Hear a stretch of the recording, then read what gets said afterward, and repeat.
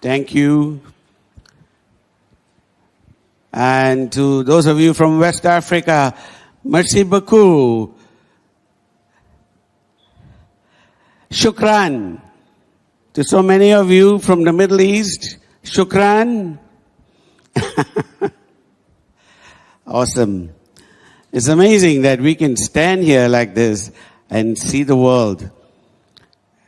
For us, this is actually VCon coming alive. 22 years ago, we had visions of VCon, but we never imagined today. Today is truly, in so many ways, a gift. It is so special that we can share our hearts and minds across the world like this. We are certainly on our way to touch that 1 billion hearts. More so today than any time before. The amazing thing is, it took us 22 years to get here. But I do believe that we are probably almost, I would say, very close to that mark of hitting 1 billion hearts. Far more than we have ever been. Yesterday, we talked about service a little bit. Service is so powerful. Service is and must be your theme. It must be your motto. In whatever way that you're going to build this business, use the concept of service. And it is in line with that I would like to talk to you, because there are 3 things that carry the concept of Ubuntu. I am because we are. I am because all of you are. This entire journey, first of all, I'd like to put my hands together and thank every one of you that has made this journey truly possible. I'm indebted to all of you. You have made this entire journey possible. You have made this company possible. You have made me possible. So, from the bottom of my heart, from my heart to yours, thank you, thank you, thank you.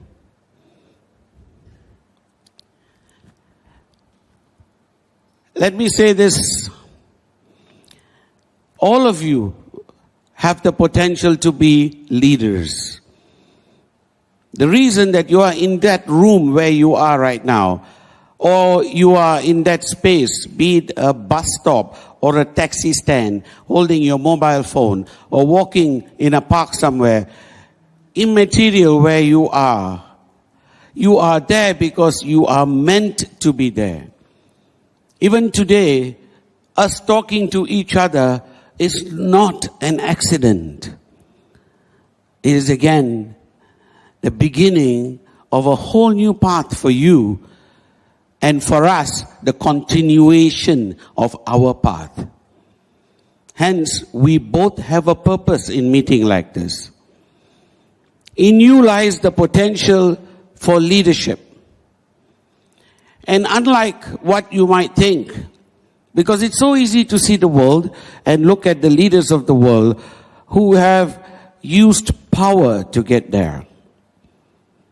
Let me tell you, power is an addiction. It is like taking any kind of a drug. Power corrupts you. Power, when it is absolute, then corrupts you absolutely. So, the best way to wield power is like us having to deal with electricity. You must always insulate yourself. When you touch electricity in its raw form, you die. You get a shock. It paralyzes you, and it can totally decimate you. It can kill. But you need electricity. You need to be able to manage it. You need to be able to use it. It is a utility. Hence, power or money is a utility. So how do we handle this without getting burned? And that is the true secret to success. See, being successful right away is probably the worst curse in your life. I have seen so many people come into this business, come into this industry, and become instantly successful. And that is, in effect, not a blessing. Because they don't know how they got there. They did not pay a price to get there. It basically landed on them. And they actually believed then, at that point, that they were lucky. The reality is, they were not. Because when it lands into your lap, success, in the form of money or power, and you are unable to control it, then it controls you. And you become its slave. So the way to insulate yourself is one, service. When you think of the fact that you are serving someone, not that they are serving you, but you are serving them, then you will always take the higher path. Next is love. And love is a very, very powerful thing. But not the kind of love that you're thinking about. Love means, first of all, loving what you do. When you love what you do, you never have to work a single day in your life. When you love what you do, you wake up every morning with gratitude. When you love what you do, everything around you, you do with joy. And when you love what you do, you do not know the meaning of the word work. The trouble is, when you think that you are going to work every day, when you're going to work every day, that becomes a prison sentence. And every day becomes agony. But the instant it becomes love, you love what you do, you love who you are, you love the people around you, then the whole thing transforms into joy. That is the love that you need to have. Something that's always misunderstood is, I love my people, I serve them, I do everything for them, but how come they don't love me back? This is one of the questions I get asked every other week on. They don't love me back. And I feel disappointed. So let me take a few minutes to talk about this. Loving you back is not an option. It's not necessary. It's a redundant exercise. You see, when you love something, and I can show you one after another of people going out there to do things that they love, like climbing a mountain or surfing. Now, climbing a mountain is dangerous. Surfing, to me, is madness. There are a lot of people out there who love it, and more power to them, because this is not a comment about the surfers and the surf riders of the world, because my brother Japa happens to be one of them. So I am not making a comment about surfing. But riding a 10-foot wave is not a joking matter. Riding a 10-foot wave means that if you make a mistake, the wave basically picks you up and crushes you. It breaks you against the rocks. Yet, every time there is a 10-foot wave, you see people going out there to risk their lives in different parts of the world. In Hawaii, in Peru, in Australia, even here in Malaysia. They go out when the weather is so wild, it's not funny. But that is what drives them. That's what they love to do. So the question is, yes, they love to serve, which means they love the sea. Loving the sea is a wonderful thing, but to expect the sea to love you back, that is stupid. Loving the sea is a wonderful thing. Loving the mountain that you climb is a wonderful thing. But expecting the mountain to love you back is never going to happen. The mountain is a mountain. It is not going to love you back. But you can risk your life to climb it. What do you actually love? You love what you do. And you are not waiting in expectation for the mountain to love you back or for the sea to love you back. Are you with me? Are you with me? So then why are you sitting here waiting for your downlines to love you back? For the people that you serve to love you back? You do not serve them in expectation of them loving you back. You serve them because you love what you do. Wonderful. So that is the beauty of what we do. Love what you do and your life changes. Love who you are and who you want to become. Your life changes. And when you see the mountain or the sea or your downlines, love the potential in them. The more challenging they are, the more hostile they are, the more difficult they are, the greater your victory. And your ultimate victory is only within. Your ultimate victory is over yourself and no one else. So when leaders come to me and say, why don't my downlines love me? Then they have totally misunderstood the concept. It's just like saying, why does the ocean not love me? Are you with me?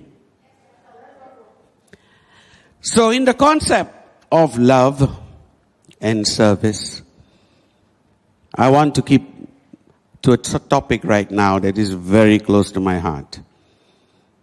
And that is serve, love, give.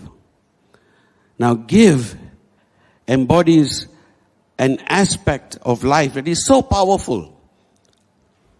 You cannot receive until you give. Giving is the power. It is a superpower. Ultimately, when we began this company, the first thing that all of us agreed at that point is that we would allot a certain percentage of the company's profits to giving back to society, to giving back to Mother Nature, to giving back to this world and to everyone in it, in some form or another. And that to us was serving, was love, and was giving. A combination of all two, of all three. Ubuntu is all about that. Ubuntu is so powerful. I love this word from Mother Africa. It is such a word that it is so difficult to be able to understand it the first time you hear it. It's a word that you live your lifetime through. It's a word that has to have a new meaning every single day. And for those of you from Africa, you are blessed. For Ubuntu from your land has come to ours, and from ours to the world. The thing that I want to share to you about is this concept of giving, of caring, of serving the world, and of love, because that is the ultimate superpower.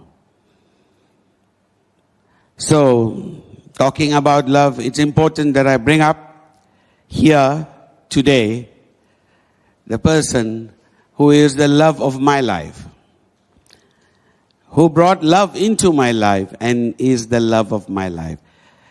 And it is her that has been driving this vision of service, of giving, of caring, which has always been an intrinsic part, which has always been a very special part of this family. And she has driven it with passion. She has driven it from her heart. She has driven it for us all.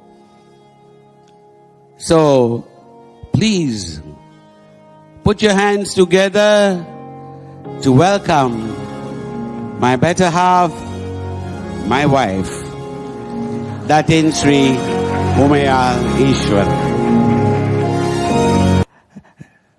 So I would like her to say a few words about something that's very close to her heart, which has been about giving back to society.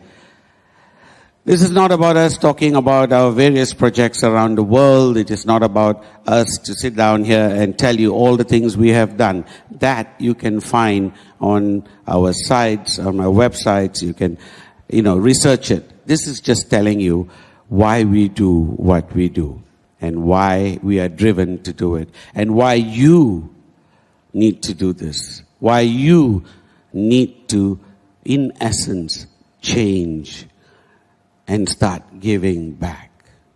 So I give you Umayal Iswaran. Thank you.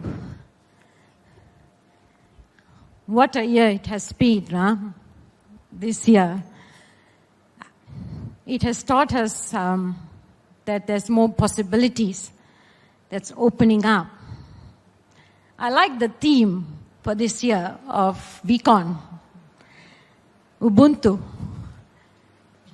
I started reading and researching the last 2-3 days. And such a powerful word. I am because we are. It sounds so simple, and yet it's so deep, and it's so difficult for a lot of us as human beings to practice every day in our life. Ubuntu means oneness. It means unity.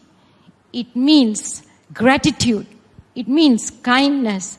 It means showing compassion to one another. Oneness is an understanding of interconnectiveness of all lives in this world. There's this thread. It's a very thin thread that connects all lives, from the lowest to the highest creatures. And that thread, that golden thread, is called love. Because without love, we will be empty. We will not be able to do anything in this world. Love is the common principle of human values. Without it, we will become greedy. We are going to become selfish. We are just going to become self-centered.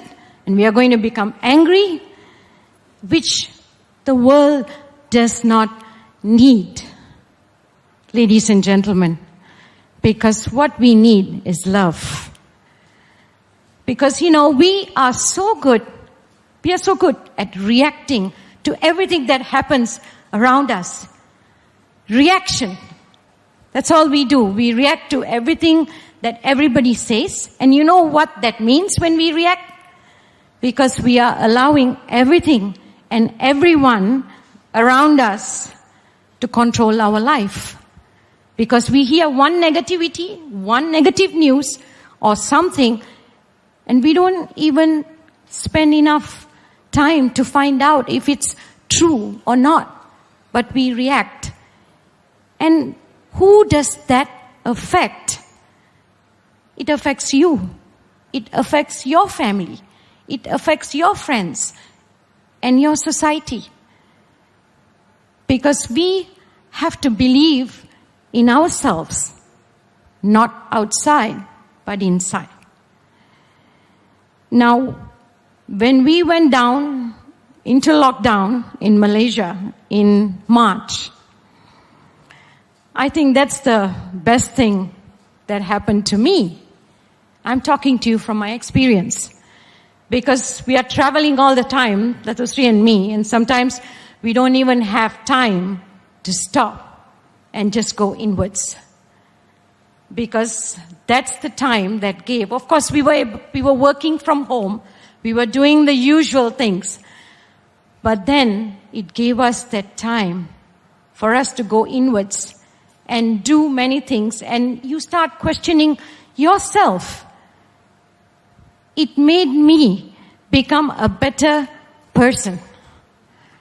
Because whatever we do today, whatever I say, I stand here and I'm telling you, it has to be my experience.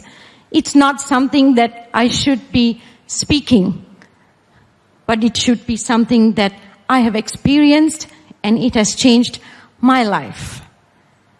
The decisions that we make is going to affect everybody around us. So we have to make conscious decisions in whatever we do in our life so that we inspire others. We make an impact in this life. And I always say that I don't know what the past was. I don't want to think about it. I don't know what the future. But the present, this moment, is all we have. And to me, that is all that's given, this life. And I have to do the best I can, and I have to be the best version of myself so I can give back to the community. Ubuntu, it also means a person is a person through other people. So it means just you have to help others. You have to uplift other people's life in order for yours to be uplifted. Because it cannot be an individualism. It has to be about everyone around us in our society. I'm always asked many times in interviews when I go and they ask me, who is your inspiration? What inspired you, Datin Sri, to do this community work, to go out there and change lives and want to empower girls and boys and our future generation? Why? Why do you do this? And they think I'm going to give them some big names, maybe from the US or maybe from Europe. It's not. It's my father and my father-in-law who inspired me because I saw them being compassionate. I saw them being loving. I saw my house door open anytime anybody came. My father will feed them first before he talks. Because he never asked them whether they're hungry. Doesn't matter who they are.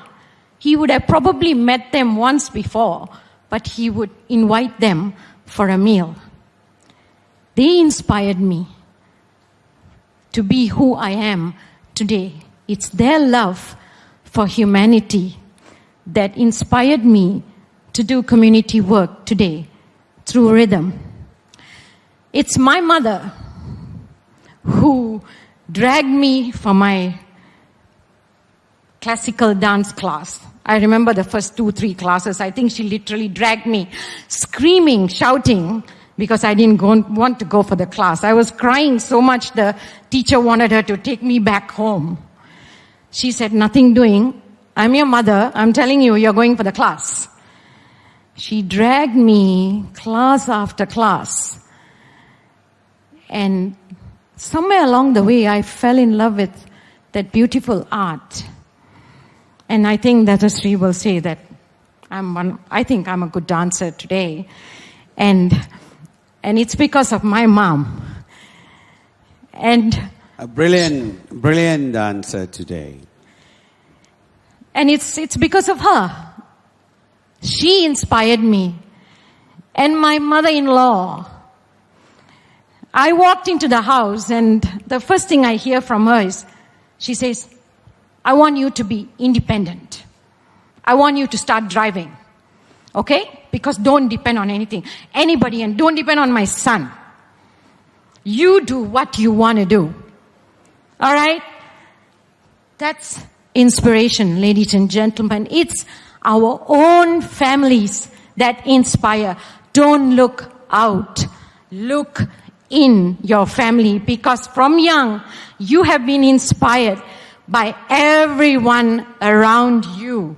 You don't have to look outside. And Dato Sri, who's always told me to pursue my dreams, whatever it is. Even today, he said I should continue by dancing. I'm a classical dancer. So he says, what is stopping you? He's inspired me. My siblings have inspired me. It's my family who keeps me going, who make me do what I do today to the communities around the world. And when I see that every life we touch, because every life matters, and the love that we show, and the compassion and kindness and gratitude, ladies and gentlemen, people, this is part of who we are. We don't need a day to celebrate kindness. We don't need a day to celebrate gratitude. We don't need it. We are born with it. Somewhere along the way, we forget because we just get involved in the mad rush. But ultimately, everything you do, even in the business, if you don't love one another, if you don't show compassion, if we don't care, we can never succeed and we can never sustain. That is the truth. Because I've been here from day one, from inception of this company, and I have put my heart and soul into it. My blood runs in it. And I've seen it grow from nothing to who we are today. How many of them are watching, Paman? It's 200,000. I remember our first meeting was about 200 people. I think it was less. Yeah, but the very first meeting was like what? About 20 people? Yeah, from 20 people to 200,000 watching today, ladies and gentlemen.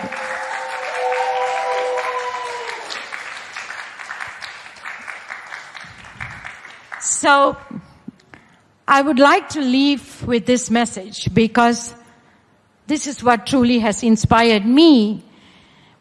Because our Ubuntu is rhythm.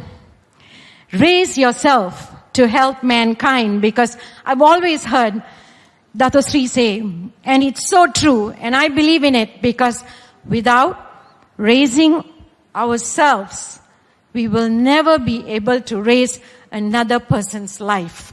Because you have to be a better version of yourself. You have to believe in yourself. You have to be that loving mother. You have to be the loving son, the daughter, caring, that you have to play all that role in one in order to help every life you touch. So, our Ubuntu is rhythm. Raise yourself to help mankind. And we will not be able to do this without all of you being part of our family. So, thank you so much. Thank you once again.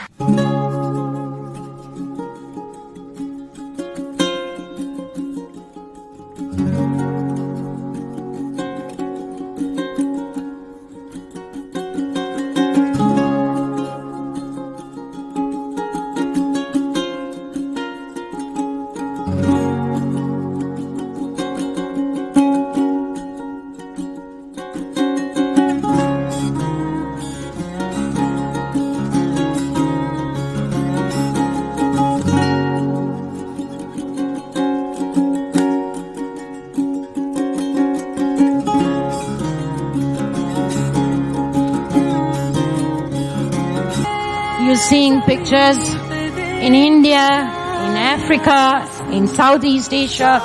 We are all over the place. We are doing a lot of projects. Even in Malaysia, we have our own school for special children in Malaysia. And we are able to do all this. It's very fulfilling.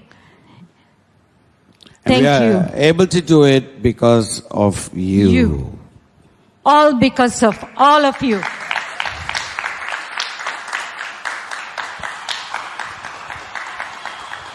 Thank you. So there you have it. The beginning of our second day. And we talk about serving, loving, and giving. Because these three things, serve, love, give, will insulate us from power, from money, from dealing with all of these things. Power or money needs insulation. A good electrician always wears rubber boots, rubber gloves, and is constantly watching out and respectful of the power of electricity, for it can kill him. If he loses his concentration, he dies. When someone climbs a mountain, he must respect the mountain and know that if he misses and slips, he dies. And when someone surfs these 10-foot high waves, again, he has to respect the ocean, for he knows that if he makes a mistake, he dies. Such is power and money. Hence, the way that we must approach it, the way that we must insulate our minds, is to always be in a state of service. To be fueled by love, remembering there is no expectation of a return in love. You do it because you love doing it, not because you need something back. And finally, you give everything that you have. But in order to do these three things, the first thing you have to do is stop listening to other people. As she mentioned a little while ago, listening to other people is the beginning of our sliding down. It is other people's opinions that drive us. We need to constantly live up to somebody else's expectations, and therein lies the mistake. Therein lies our failure. If we stop listening, we will start hearing. And we will start hearing to our own voice. Because our own voice is almost always right. I have the first of my little videos. And this one I love to show every week on because it is so impactful. It simply says, stop listening to other people. Stop listening to the fools. Stop letting people steal your dreams. And it's so beautifully put that it does not take any words to explain. This comes to you in every language that you are listening right now. This comes to you without translation. please watch this very special video.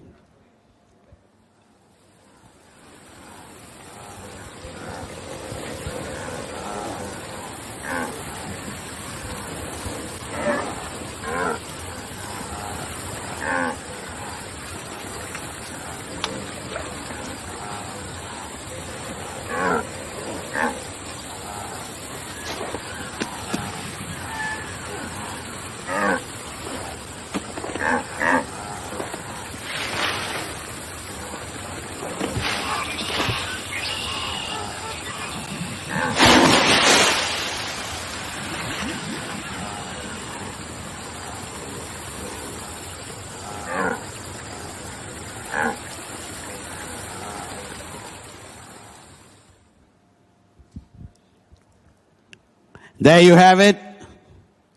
Stop listening. Stop listening. Now, for those of you who don't have a crocodile in the country that you're in right now,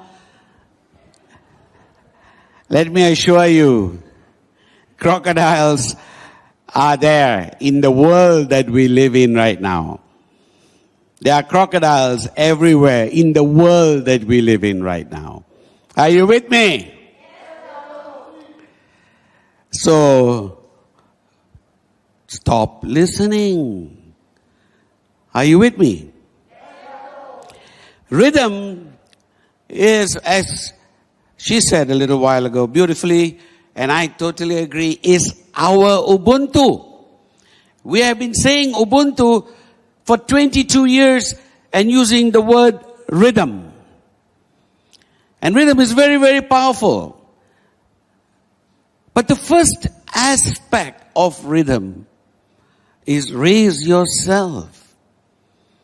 Raise yourself. Raising yourself means you need to be in a position that you can help and guide someone. If you don't raise yourself, then you have followers following followers. Followers following followers is a very dangerous concept. Because you will never end. Followers following followers is essentially going around in a circle. So let me do another short video. One more video? Yes. Great.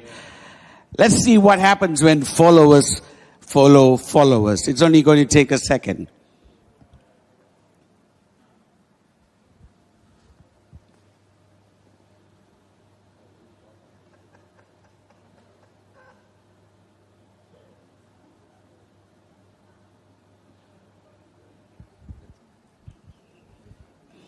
That's what happens. In networking, that's what happens.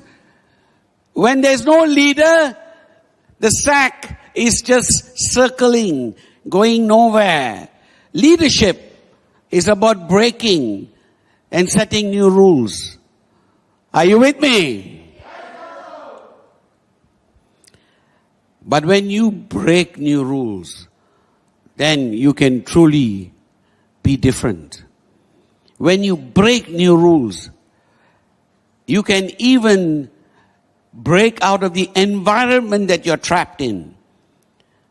We are all trapped in different environments. It's a prison that we carry around. But when we can have a dream, then the facts don't count. If the dream is big enough, then we can break free of our environment and reach out and reach for the stars. We can break free of our environment just as a fish can leap out of the stream and catch berries in a tree. Now this doesn't seem possible, but believe me when I say it is. Let's watch this fish leap out of the stream and catch berries.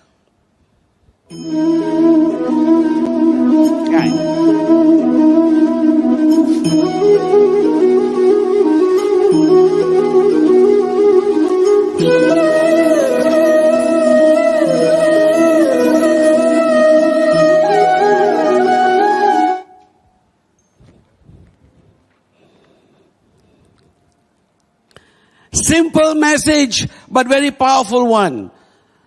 If a fish can do that, then you can break out of every environment that you are in right now. You can break out of it and reach for the sky. And that is truly pursuing your dreams. Don't let anything hold you back. A fish is naturally in water, and yet it can leave the safety and security of its water. It can leave the environment that it is so familiar with. And if it leaves the water long enough, it dies. And still, it can do that. Can we do that again? One more time.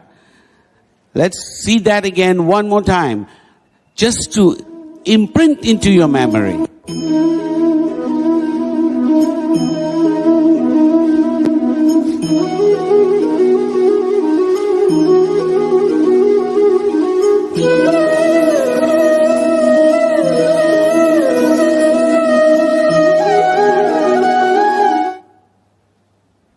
I want you to keep that in your mind. I want you to know that even in nature, this is what happens. So even in nature, for a fish to be able to do that is possible. Then again, nature is telling you to break free and aim for the sky. To leave that comfort zone. To reach for that impossible dream. To believe in yourself. Because that is truly what your path is and what your path has begun right now. And once you begin on this path, then the next thing is never give up.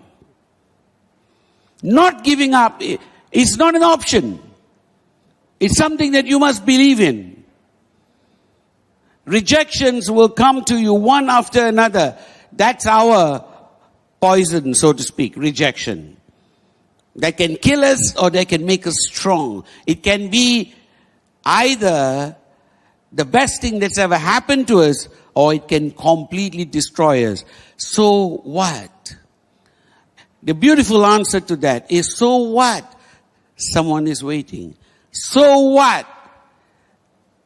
So what? Someone is waiting.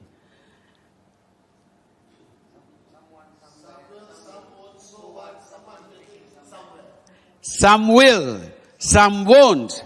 Someone, so what? Someone is waiting somewhere.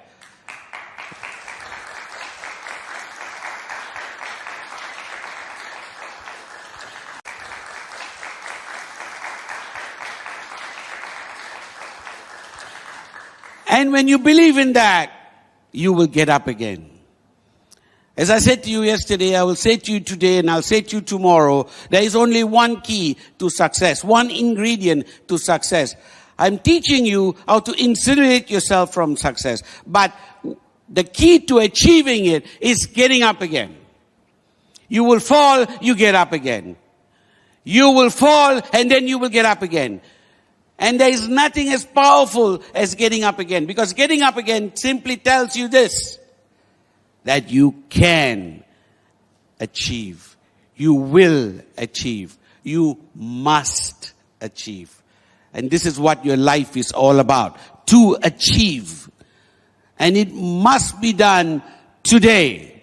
There is no tomorrow. There's no procrastination. It has to be done today. Because life is full of challenges. Life is full of mouse traps. Life is full of many obstacles, pit holes, swamps, quicksand, and mouse traps. And why mouse traps? Because this amazing advertisement that I saw maybe 10 years ago, till today, amazes me. It inspires me. It puts fire back into me. And I'd like to pass that fire on to you, to the 200,000 people out there. Never ever be afraid of mouse traps.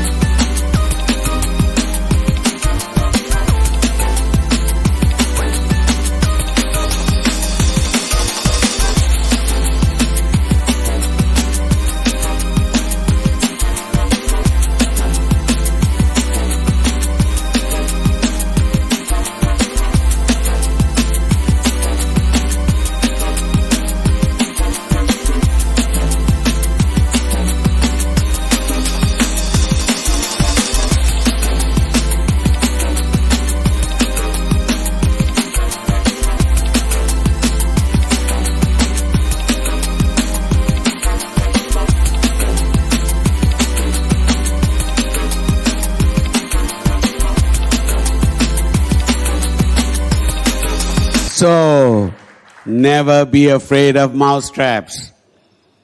Never be afraid of defeat. Never be afraid of failure. Never be afraid of falling down. Because all of this make you stronger, make you better, make you smarter, make you sharper. They are all on the way to success. So if you're facing problems right now, if you're facing challenges right now, if you're falling down right now, if you feel that you are in a mouse trap right now, turn it into an exercise machine. Turn it into your advantage. And that is the only way forward. Are you with me? Awesome. What is the next step? First, stop listening to others. Second, never give up. Right? Third, change. Because ultimately, you today are standing in the position that you brought yourself to. No one else. You cannot blame the stars.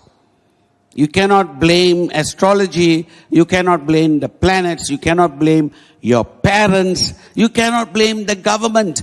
Don't blame anything else. You are responsible for where you are today, this minute. Now, if you are responsible, you have brought yourself to this position, then you need to take yourself out of this position. You need to go from here, moving forward. Now, what does that mean? Everything that you have applied till today, everything that you have put into place till today, all of your ideas, all of your strategies, whatever it is, or simply lack of them, lack of strategies, lack of willpower, lack of discipline, lack of determination, lack of drive, all of these things have brought you to this point in your life. Moving forward, you need to change. You need to change. Your attitude needs to change. Attitude is the single most powerful difference in your life. Two people in the same circumstance will be defined by their attitude. One person looks at the problem, looks at the darkness in the room, and he cries. The other person in the same room, in the same situation, looks at the light and he rejoices. The difference is only in the mindset, nothing else. It is like you sitting down to watch the sunrise. As the sun rises so beautifully in the horizon, you can be mesmerized by the sun, by the beauty of nature, or like someone wrote in a book somewhere, something silence. Or you can be slapping the mosquitoes and be focused on the mosquitoes or the flies.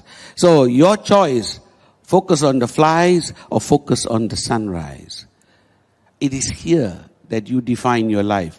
And when you define your life here, everything changes. The road that you take changes. So here, change must be born. There is only one thing that you must write. When you go back and you write it on your shaving mirror, where you shave every day, or your makeup mirror for the ladies, where you put on your lipstick every day. Whatever the mirror is, on top of the mirror you write, change or die. Change or die. Change or die. It's as simple as that. Every time you see it, it must remind you. Every day that you see it, it must remind you to change. Because every day You have to change just a little bit and your direction will change. And age is no barrier. Whatever age you are, wherever you are, is no barrier. You must wish to change. You must desire to change. You must be hungry for change. And there's this again, another video I'd like to share with you. Because sometimes we are talking to so many people across the world, in so many different languages, so many different cultures. I have to find the best medium to come across to you. And nothing is as powerful as these short videos sometimes. Because they don't need explanation. They don't need language. They speak to you. Today, the millennials, the Generation Z, so to speak, this is the inheritors of the earth, the next generation, those who are right now in their teens and their 20s, the greatest number of new arrivals in this family come from that group. And for them, this is what prevails. A 3-minute video says a lot more than reading a book. And we have to reach them. So as I'm reaching out to them, I'm reaching out to you. In whichever language I'm saying to you, change now. Change today. Or change will come to you anyway. So before it comes to you, it's better that you change. The world is changing. In the last 20 years that we have been around, we could not have anticipated the technology that we are facing and dealing with today. We are scrambling to catch up. It has changed so amazingly fast.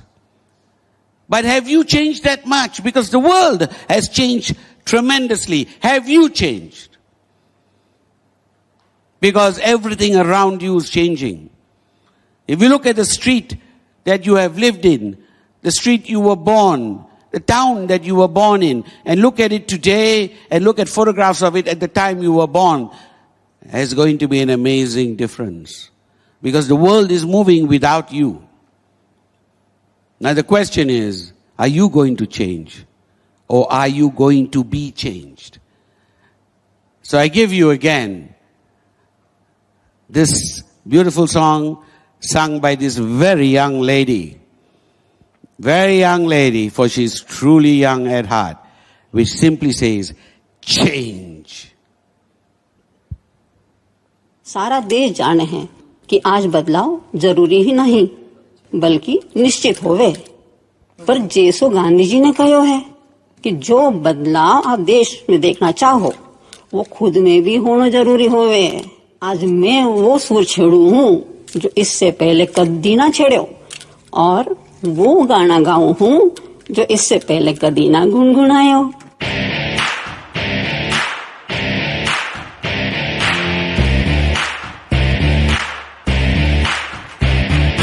Change is constant. Change is inevitable. Change is immeasurable. Change, be the change. Yeah. Change is the game, you need a new mind frame. Stop following the world and be the change. Drive the change. Write the change. Just block the change. Change, be the change.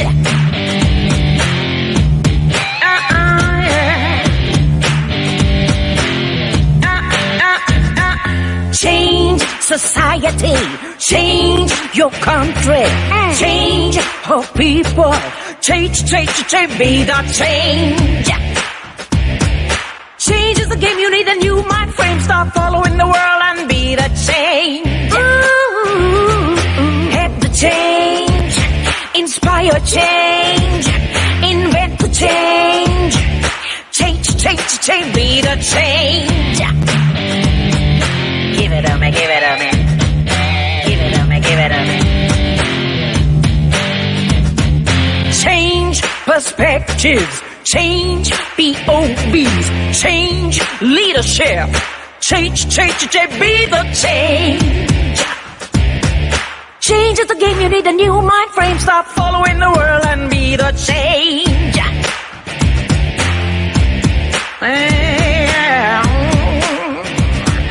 Fight for change, strive for change. Fight for change and strive for change. Join the change and be the change. Change, be the change. Be the change.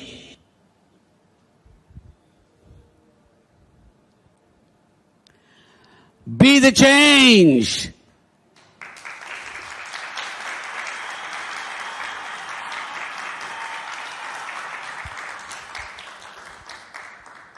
If that young lady can do that, you can do much better. Your life is in your hands. The change that you must make must be in your hands. Are you with me? Change is your credo. Change is what you have to put down, like I said, on your shaving mirror, on your makeup mirror, on your car rear view mirror. Change or die. Change or die.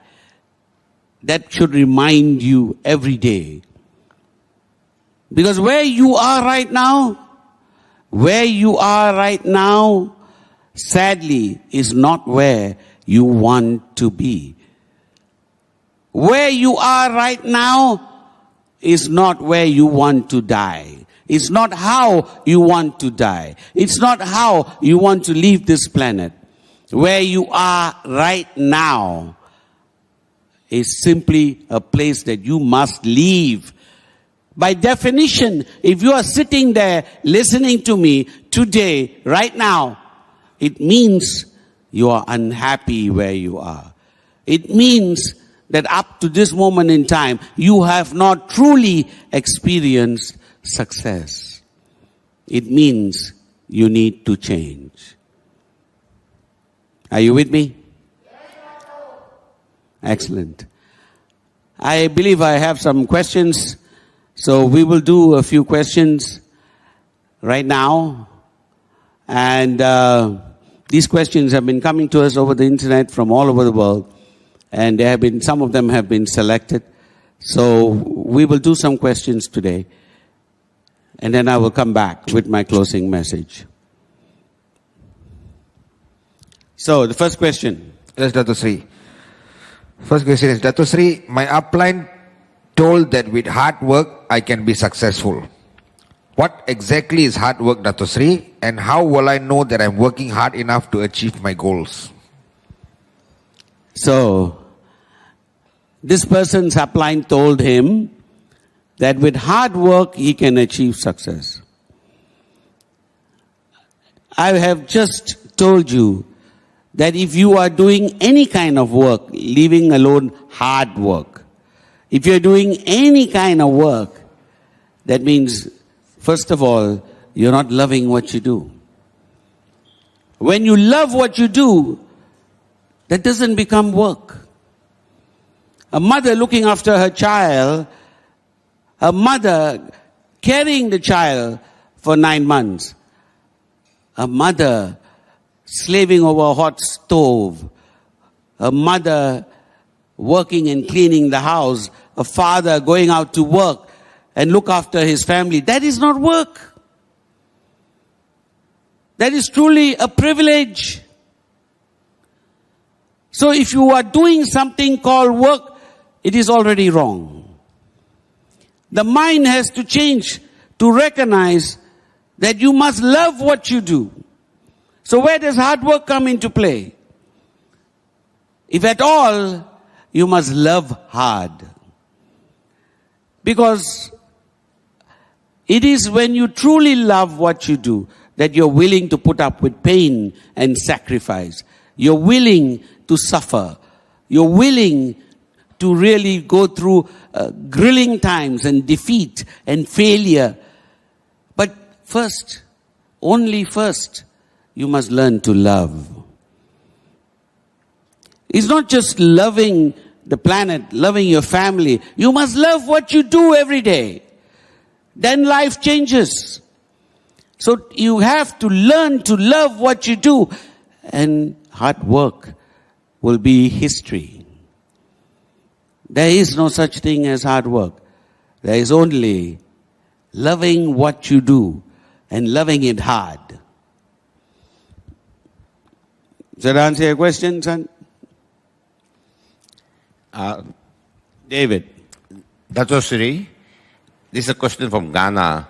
What effective ways could you suggest to help me adopt, adjust, and accommodate, especially in this new challenging environment? The whole point of adopt, adjust, accommodate means you have to basically change according to the circumstances. You live in Ghana. That's halfway across the world from me. And you're going to know Ghana and the situation in Ghana far better than I do. But let me say this to you. The point of being adapting and adjusting and accommodating is simply that your mind is open to anything. You don't close your mind to anything. You leave your mind open to any possible way to get something done. So the first thing to do is stop following. The amazing thing that I saw once, there was this amazing picture that remains in my mind that taught me that we need to think independently first. No one can live your life for you. Now you may be in Ghana, but no one can live your life for you. Only you need to find your answers, your solutions, your way. So there's this picture that comes to my mind. I saw it, amazingly in a dentist's wall. While waiting for my dentist, I saw this amazing picture. And there were like 1,000 sheep. 1,000 sheep going through a gate. They were basically all queuing up to go through the gate. So there's this massive herd of sheep all coming together. And then 2 or 3 at a time, they were going through the gate to the other side.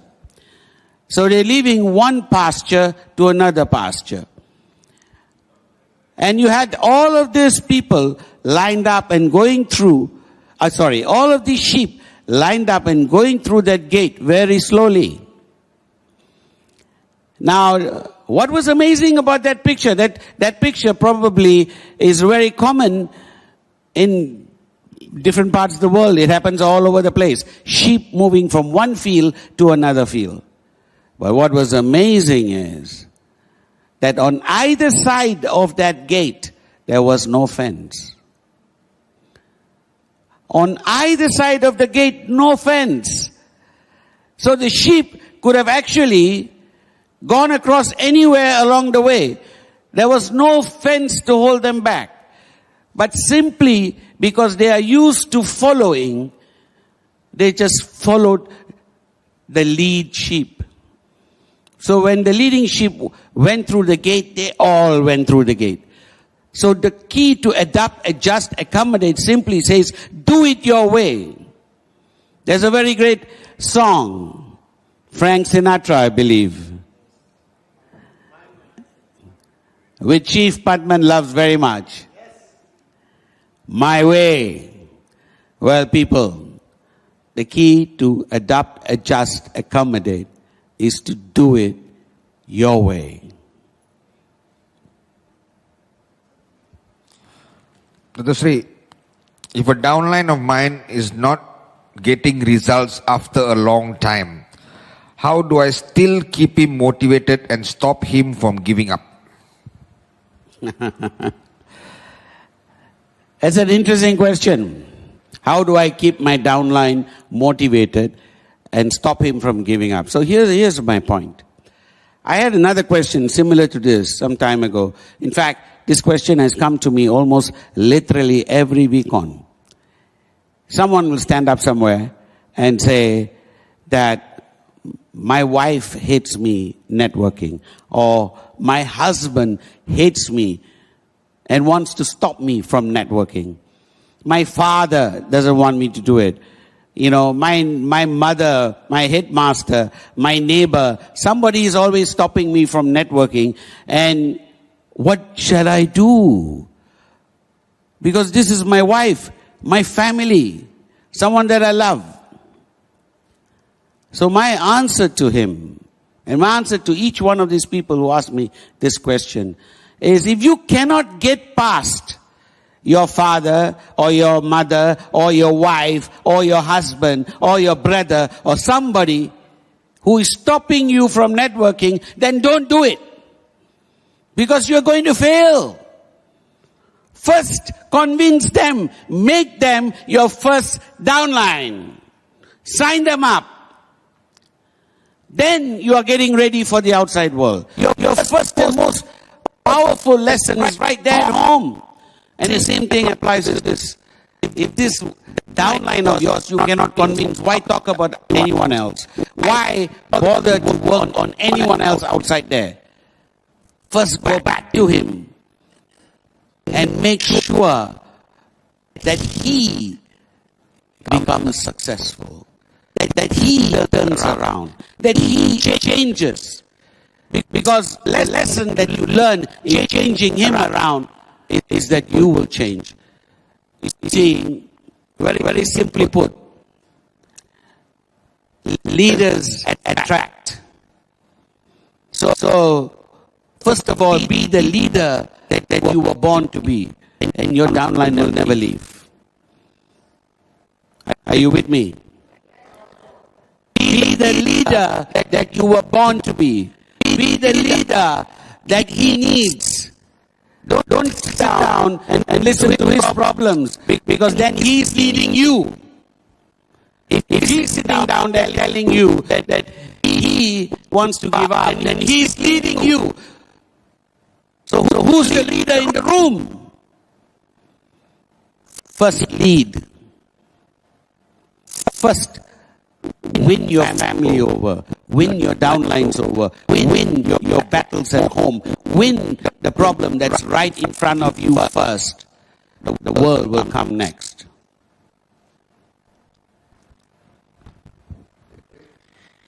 Level 3, how do I get back on track? My one-time committed leaders who have switched off completely at the point earlier.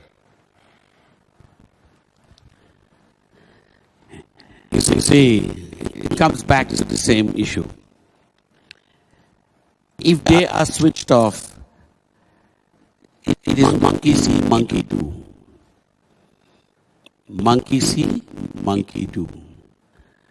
So, if they are switched off, if they are dispirited, if they don't want to do the business anymore, and you are the leader, you are the upline, who do you look at? Where do you turn around and place the blame? It is not about them. It is always about you. So, this is the position that I've always said. Never compare yourself to anyone outside. Never compare yourself to any other leader even. But compare yourself to the person you were yesterday. You were able to sign them up at some point in your life. They did believe in you. That's why they signed you. That's why they followed you. That's why they are there. But somewhere along the way, if the change was not happening with you, if that 1% improvement was not happening in you, then definitely they are going to run out of steam. The person you have to look at is you. The person that you have to challenge against is you. And you merely need that 1% improvement, and you will grow by leaps and bounds. But if you're the same person who signed them up, then sooner or later they get bored. Are you with me? So whether it is a downline or whether you are leading anybody anywhere, first of all, you need to change, and change constantly. You need to be ahead of the game. You need to be constantly looking to be better than you were yesterday. Then they will be constantly trying to catch up with you. But when they are ahead of you, when they are going ahead of you, then you have lost them. You change, and they will change. Dato Sri, number of downlines, number of UVs, number of people coming for week-on. These are the questions I always raise for my uplines. Is quality or quantity more important? Let me try that again. Number of downlines, number of UVs, number of people coming for week-on. This is what my upline always asks me. Is quality important or quantity important? See, when you are driving a Toyota, then you keep looking at the speedometer because you know how fast you are going, and you want to be keeping looking at the speedometer. The speedometer tells. So you have to almost constantly let the speedometer on the car be your guide. But when you are driving a Ferrari, you don't have to look at the speedometer. You know you are flying with the wind. So, you are only concerned about quantity when you are driving a Toyota. The instant you become a Ferrari, quantity does not matter anymore. You should be way past your quantity. So, the trick is raise your quality and your quantity will follow. Stop being a Toyota, start being a Ferrari.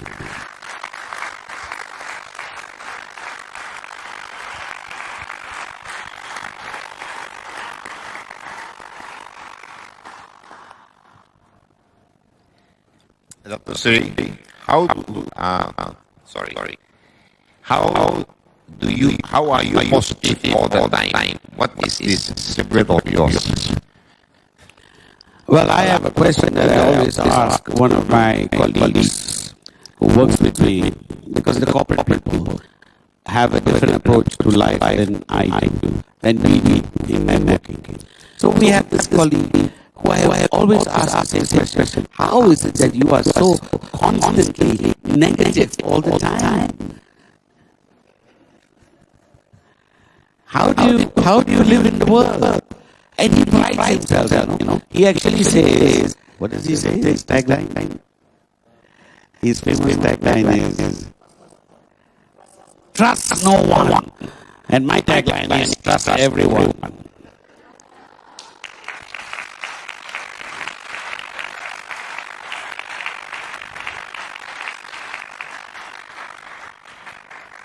So when you love yourself, when you love what you do, when love drives you and you're surrounded with love, why would you not be positive? So the key, my friend, is to love. As I said yesterday, and let me repeat this point to you one more time. Get up in the morning and feel blessed. Every morning as you open your eyes, feel blessed. Because you should be opening your eyes to your ceiling. If you open your eyes and you don't recognize the ceiling, then you're in trouble. Because this is now pandemic, so you can't be in a hotel either. So if you're not in a hotel, you're in a hospital. And if you're looking at the ceiling that you don't recognize, then you're basically stuck to that ceiling. That is not a place you want to be. There's a movie actually, a very interesting one, that actually won a short film festival. The movie basically starts. Everyone comes into the theater, they're sitting down, and the movie starts with a picture of the ceiling. Nothing but just a ceiling. And then after a minute, the ceiling continues. 3 minutes, people are talking to each other. What are useless looking this is? Why are we looking at the ceiling? There's nothing happening. We're getting bored. 5 minutes, And people are wanting to leave the theater. They're all getting up saying, why am I looking at the ceiling for 5 minutes? 9 minutes later, the picture moves from the ceiling down, and you see the rest of the view, so to speak, and it's a hospital bed. And basically, the words start to scroll across this movie. It says, simply put, there's this young man who's paralyzed from neck down. And he has been looking at that ceiling now for 9 months. You can't even bear to look at it for 9 minutes. Be grateful. Be grateful for where you are. So, in a nutshell, to answer this question, when we get up every morning and we recognize your own ceiling, you are blessed already. You get up in the morning and your family is around you, you are blessed. You have a roof on your head, your family is around you, and they are well, you are blessed. And when your body is functioning, you are again blessed. You are getting blessing after blessing after blessing. How can you possibly be negative? You can only be positive. And you can only charge on ahead. Getting up every morning with gratitude is the key.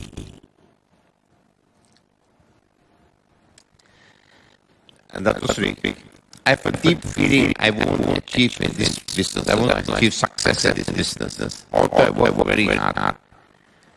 What is the problem in your view?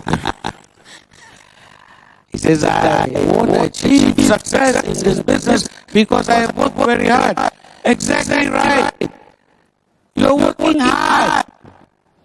So if you're working hard, you have already gone past. You have gone past loving what you do. It has become work for you. And if it's work for you, then like everyone else who's working hard across the world, the only thing waiting is misery. If you're working hard, you want to retire. Your goal in life is, I must retire. I'm waiting to retire. I cannot wait to retire. Everyone who works hard wants to retire. But if you love what you do, why would you retire? So basically, here I am. I started off with the intention of retiring, and that was 22 years ago. I said to myself, I made a promise to my wife, I said, let us do this for 5 years, maximum. Initially, I said, we do it for 2 years. We extended it for 5 years. And then at some point, my wife turned around and asked me, she said, and this is like almost 10 years later, she said, don't you remember we said we would retire when we were 5 years old? I looked at her and I said, retire? We're having too much fun. Why would you retire? So the answer to that question is very simple. Love what you do. Love what you do every day. And you will never have to look back. And you never have to work hard.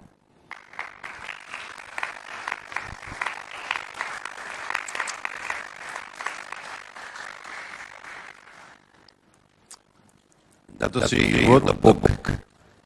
I remember. Something about silence. Something about silence, yes. And you talk about it a lot, and we, over the years, we have, I know you have, from your heart, sincerely shared these teachings, and yet many people find it so difficult to actually follow the process. What's your advice? Are there any shortcuts?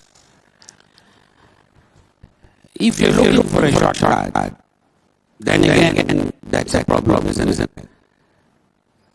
basically put, right now, if you are truly enjoying what you do and love what you do, then you don't look for shortcuts. You look for the long cut. You want to do it for as long as you possibly can. I mean, right now, David, you are a classic example. Now, when I met you, you were in that state of mind where you were thinking retirement already. You kind of thinking that, okay, I'm on my last stretch, you know. Yes. But right now, you're saying, give me another 10 years, give me another 20 years, I'll do this. Correct. Don't you agree? Yes, Dato Sri. And why is that? What has changed? The only thing that has changed is simply this. You love what you do. Yes, Dato Sri, exactly. So, in a nutshell, it is about changing this mindset. And what drives that love for what you do? Gratitude. I mean, in this pandemic outside, in the outside world,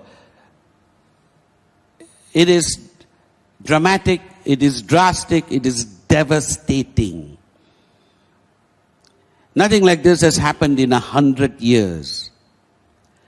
But for those of us who are safe right now, and for those of us who are here right now, the fact that you are alive today is the greatest gift you can have.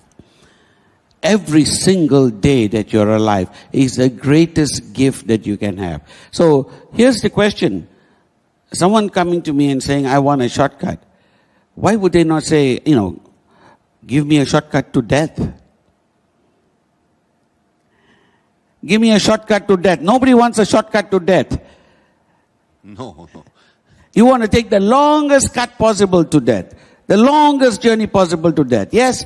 Now, in order for you to love what you do and be grateful for every single day, the first thing you have to remember is you are here for a greater purpose.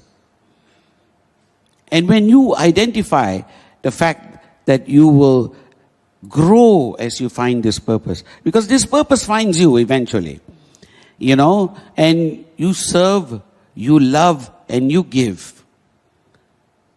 And eventually, that purpose finds you. And when that purpose finds you, you are driven. And you become a source of energy. When you walk into the room, there's fire. I got attracted to, even before I wrote the book, you used to talk to me about the practice. And because I was in 1 minute from the abyss, not 2 minutes from the abyss, and I sort of was in this major crisis that this was the lifeboat that was thrown to me. But most people are in what you always call the comfort zone. So probably that's why they're looking for shortcuts. There's nothing in life that is worth a shortcut, that is of any value. If something has value, you don't want shortcuts. Your children that you love, you don't want a shortcut. You want to keep them with you for as long as possible because you love them. So you're looking for the longest cut possible, not a shortcut. So everything in life that you acquire through difficulty, through daring, through determination, whatever that is a long cut. When you acquire it through a long cut, you will fight to keep it. But when it comes to you easily, you will lose it easily. Which is why I said earlier to them, I pity those that become successful too fast in this business. Because when it comes to them too fast, then they don't know the value of what they have. And when they don't know the value of what they have, and they don't know how they got there, when they're not able to appreciate how they got there, then the problem is they will lose it as fast as they get it. It is far better, far better to take the long cut to success, to do it with discipline, to do it with determination, to do it with daring, with drive, to do it with dedication. And when you get there, you will fight to keep it. Thank you, Dato. It's so very true. And you find the purpose. Absolutely. At this point, I'd like to take a moment to talk about something, which is Please. simply, there is something called the art of learning. Just like the art of war by Sun Tzu, there is something called the art of learning, which I have talked about almost every week on. Written by a gentleman called Chanakya 1,000 years ago. But what's more important is the beauty and simplicity of what it says. Before you learn something, you start with discrimination. You choose carefully, discriminate carefully the path you want to take. Whatever path you want to take, choose it carefully. That is called viveka, or discrimination. Then you come to research and analysis, part 2. In research and analysis, you study as much as possible about the path that you want to take. Once you have chosen the path, you study as much as possible. You become the path. You analyze it, and you learn to love what you do. That leads you to the third stage, which is neti, otherwise called tunnel vision. You enter a tunnel that only allows you to see your destination. And you focus only on your destination, nothing else. And when you are in that state of focus, and you are heading towards your destination, you will find that the destination itself is not that important, but the journey has become truly the most important thing. You will then reach the final stage, which is simply called Vairagya. Vairagya simply means when you have perfected something to the point that you have excelled in it, then you perform beyond all expectation. So, which leads me to another video. This one is about, it might look like someone you know, don't worry about that, the long hair and everything, but this person really embodies that spirit of charisma that shows that when you keep on practicing and practicing and practicing and practicing, then when you perform, you are in a class by your own. You simply excel. You control the stage. You actually shine.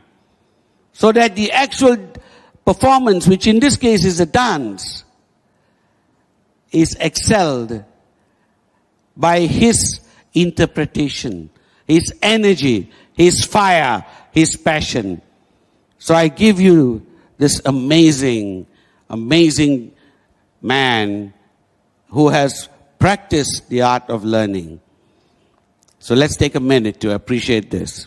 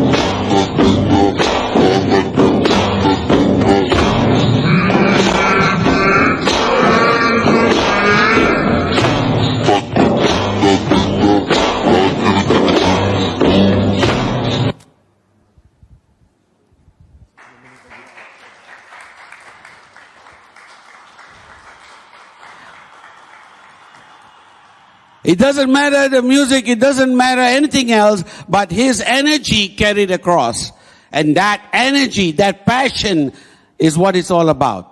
So when you go through the 4 stages of the art of learning, you get to that level where your charisma captures you. Where you go on stage and do whatever you have to do and you command. And that comes from within you. But first you have to simply love what you do. There is absolutely no escape from that process. Instantly, hard work becomes joy. If you take a look at the greatest performers in the world, the greatest leaders in the world, they all were totally caught up with whatever they did. Picasso used to basically lock himself into his room for days at a time without food and water in order to paint and complete his painting. Because that was what completely absorbed him. Was that hard work? No, that was for him pure joy. Beethoven was deaf when he wrote some of his finest music. His most amazing music, which he couldn't hear. So what drove him? Again, it was that state of being. He was in love what he did. So whether you take an artist or a composer, musician, whatever field that he or she is in, it is about loving what you do. So, love, as I explained it to you today, is not just about loving each other, because that is a key. Loving each other builds teamwork. But to love what you do beyond all expectation, having no need or desire for any kind of return, that is the true key to success. Will you fail? Yes. Will you fall? Yes. That is inevitable. That is part and parcel of the process that you're going to be going through. But every champion has done this. Every leader that you have seen in the last few days have done this. There is nobody who has come up on stage that you saw yesterday and today and tomorrow who have not failed. Many of them have simply taken the long road, no shortcuts. No shortcuts is the ingredient that you have to look for. If you're looking for a shortcut, you are in the wrong place. But then, here's the point. People work hard all across the world. They work for 30 years and 40 years. You have seen them. In the generations before you, you have seen them. And what do they show for it? At the end of the day, they've spent a lifetime working hard, not achieving the kind of success that they truly desired and yearned for. That only comes with smart thinking, not hard work. Loving what you do transforms that hard work, the energy, into where you perform with fire. You have that ability in you. The passion is burning right here. You have to uplift it. You have to set yourself on fire. You have to reach for the sky. You have to say, yes, I can. Are you with me? You have to say, yes, I can. You have to say, yes, I can. And every time you fall up, you fall down, you get up again. Every time you fall, you get up again. What do you do? What do you do? I can't hear you. Why are you sitting down? Why are you sitting down? I can't hear you. What do you do? What do you do? Every time you fall, you get up again. You get up again. You get up again. You get up again. There is no other way. So the two things you remember is, I can do this. I can. What do you say? What do you say? What do you say? What do you say? Come on, what do you say? And then you say to yourself, every time I fall, and you say to those that follow you, every time they fall, you say to them, get up again. What do you say? Get up again. What do you say? Get up again. What do you say? Get up again. What do you say? Get up again. Get up again. Get up again. Are you with me? Are you with me? Are you with me? Get up again. Get up again. Get up again. Are you with me? Thank you very much.